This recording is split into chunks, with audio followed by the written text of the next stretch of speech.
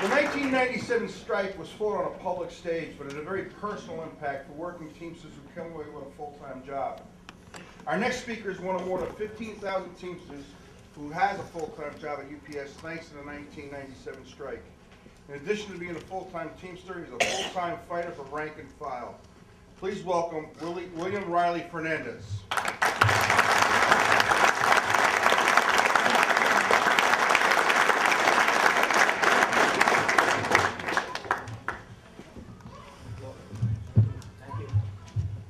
Good afternoon, sisters and brothers. Some months ago, we marked the sad farewell of the physical death of our beloved leader, Ron Carey. However, today, Saturday, February 28, 2009, we are here gathered to celebrate his life. First of all, I would like to extend my love, friendship, and solidarity to the entire Carey family. It truly is an honor to be able to have the opportunity to speak here today. However, Tim said he had shepherd's hook for me, and Dave Levine said he had a trap door if I go over my 3 minutes, so let's see. Right?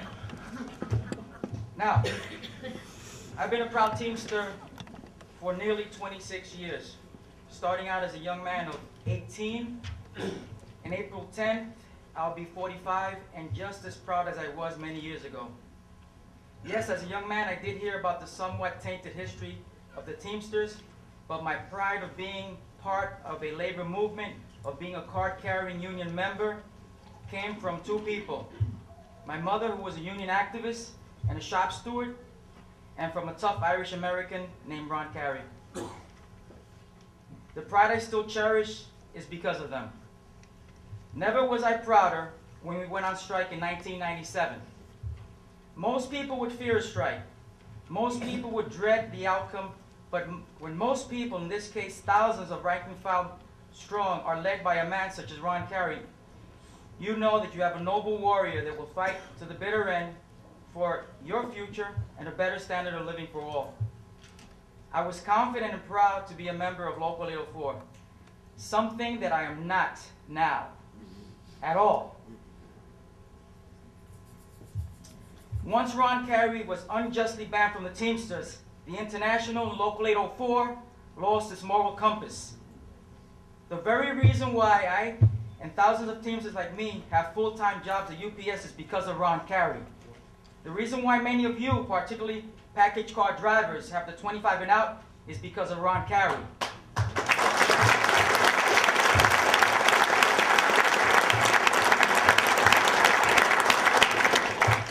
Thousands of full-time jobs that were won in the strike and are being eliminated by UPS in violation of the contract, and solely because our union officials have decided to go along to get along. But Ron was selfless, frugal for himself to save money for the members, and in return immensely giving to others. He was not a man of ego, nor did he lust for luxuries. Luxuries that were readily available if he so wanted. Instead, he gathered an army of union men and women coast to coast, UPSers and non-UPSers alike. When UPS would put on the table its infamous last and final offer, Ron Carey fought harder, was more determined. He fairly represented all of us and our individual needs. Ron also did not forget the single working mothers and knew, as we continue to know today, that part-time America does not work. The common worker deserves better. When will so many stop living paycheck to paycheck? And don't you wonder what Ron would have to say about we the people bailing out Wall Street fat cats and corporate CEOs? Don't you wonder? Ron Carey would not have allowed a meager 35-cent raise. Ron Carey would not have allowed the 25 and out to be put on the chopping block as it was. Amen. That's right. Ron Carey would not have allowed a cost of living adjustment to be absent in the initial year of our contract agreement. Ron's most important legacy was the rank and file power. The idea that by uniting and acting together, working Teamsters can change their union and beat corporate greed. His life's work validates our participation as union members, as working class men and women who struggle and triumph as we collectively did in the late 1990s. But it's not enough to praise the good old days. It's not our job. It's our job to organize to bring a better day and a brighter future for working people. We are here honoring him because in honoring him, we carry the torch that has been passed from him to us. In doing so, we carry on and continue the legacy for future generations. And finally, in regards to the current and soon to be extinct executive board,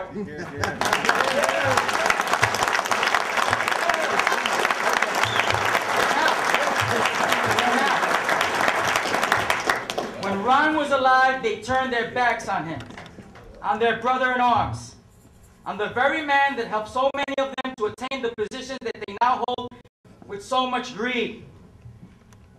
Sadly, and as a final act of betrayal, they did the worst thing any human being can do to another, and that is that they turned their backs on him in death. Yes. Yeah.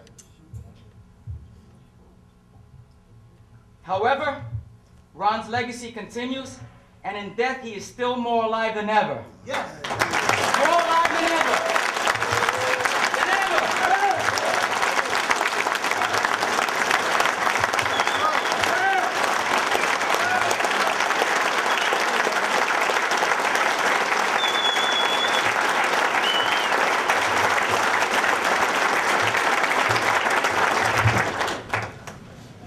His achievements are more relevant than anything they ever did and will ever do.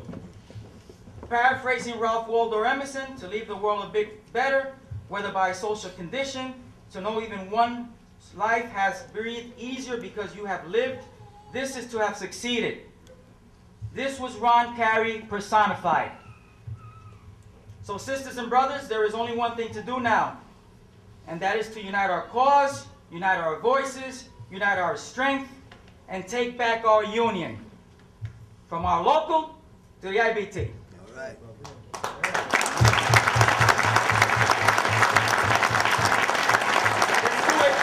Let's do it for Ron. Let's do it for our families. Let's do it for future generations. No time to bicker among us. No time for ego trips. No time for self-serving motives. It's time to do one thing. It's time to carry on, carry on, carry on. Don't let them down. Don't let your families down. Don't let future generations down. Carry on, carry on, carry on.